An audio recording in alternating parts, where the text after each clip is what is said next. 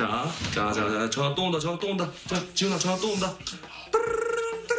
보신 분 비비 허준입니다. 무슨 도와드릴까요? 이 허지훈 이병이 이번에 넷플릭스에서 드라마를 한 편 만들었습니다. 여러분들이 아시는 바로 그 작품, 하정우, 황정민, 박혜수, 조우진, 유연석 주연의 수리남입니다. 윤종빈 감독은 지금까지 총 5편의 상업영화를 만들었는데요. 그 작품들은 바로 용서받지 못한 자, 비스티 보이즈, 범죄와의 전쟁, 군도, 공작입니다. 안 유명한 작품이 하나도 없죠. 윤종빈 감독은 이 5작품으로 대중과 평단 모두의 인정을 받았고 지금까지 총 13개 상을 수상했습니다.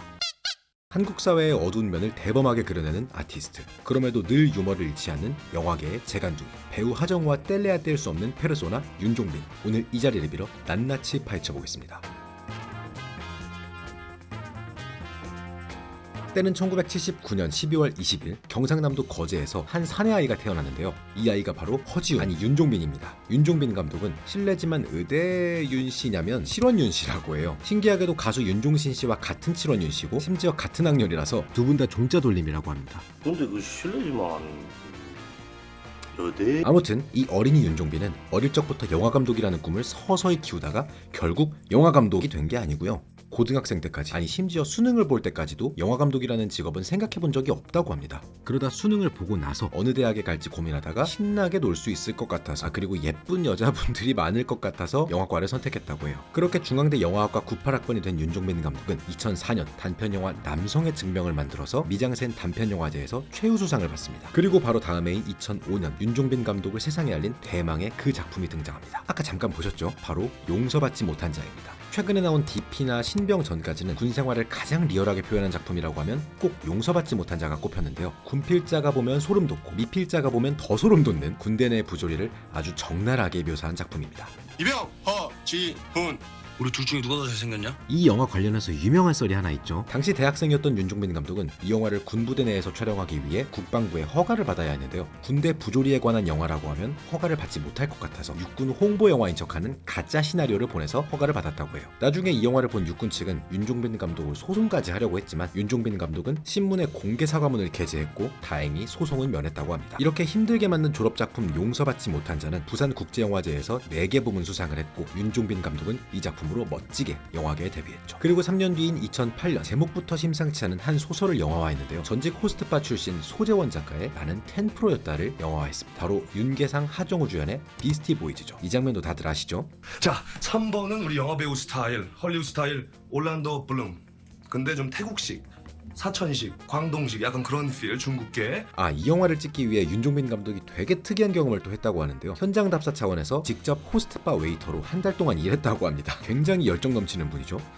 새끼 웃긴 새끼네. 그리고 2012년 한국 사람이라면 다 아는 대작이 탄생했죠. TV 돌리다가 우연히 나오면 끝까지 보게 되는 영화 중 하나인 범죄와의 전쟁이 드디어 개봉합니다. 여러분, 한국 조폭 영화 중에 이렇게까지 리얼한 작품이 있었나요? 범죄와의 전쟁은 다른 흔한 조폭 영화들과 달리 조폭을 전혀 미화하지 않고 오히려 비열하게 묘사합니다. 윤종빈 감독은 군대와 호스트바에 이어 조폭 세계의 어두운 모습까지 멋지게 그려내는데 성공했죠. 그리고 2년 뒤인 2014년 조선 철종 시대를 배경으로 하는 서부국 스타일의 영화 군도를 만들고요. 2018년에는 황정민, 이성민, 조진웅, 주지훈 주연의 실화영화 공작을 만들어서 청룡영화상 감독상, 영화평론가협회상 감독상, 백상예술대상 작품상을 받았습니다. 그리고 바로 지금 2022년에는 넷플릭스 오리지널 드라마 수리남을 만들었습니다. 이 드라마는 마약 범죄자 조봉행의 실제 범죄 사건을 모티브로 한 작품인데요. 이 사건의 또 다른 부분을 영화화한 작품이 집으로 가는 길이고, 또 이 조봉행과 연관된 다른 조직을 모티브로 만든 게 나르코스라고 해요. 그렇다면 과연 우리 윤종빈 감독의 수리남은 어떤 작품일지 기대가 되네요. 자, 그러면 이제 이 허지훈 이병의 작품 특징 3가지를 한번 알아볼게요.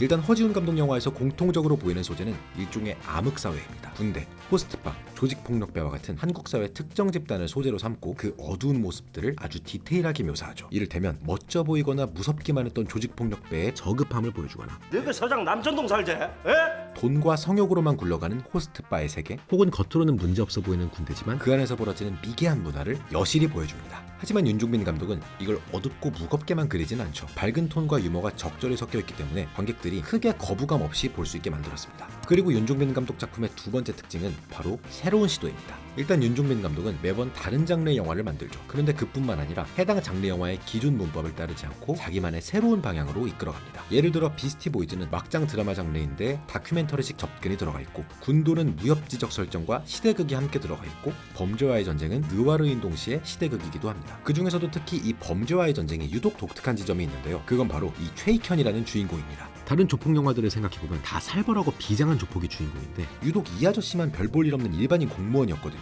이런 방식으로 장르의 클리셰를 깨고 다양하고 새로운 시도를 하는 게 바로 윤종빈 감독의 장기입니다. 이제 넷플릭스에서 공개할 수리남도 기존의 마약 범죄물 이상의 무언가를 기대해볼 수 있지 않을까 싶네요. 윤종빈 감독 작품의 마지막 특징은 바로 하정우입니다.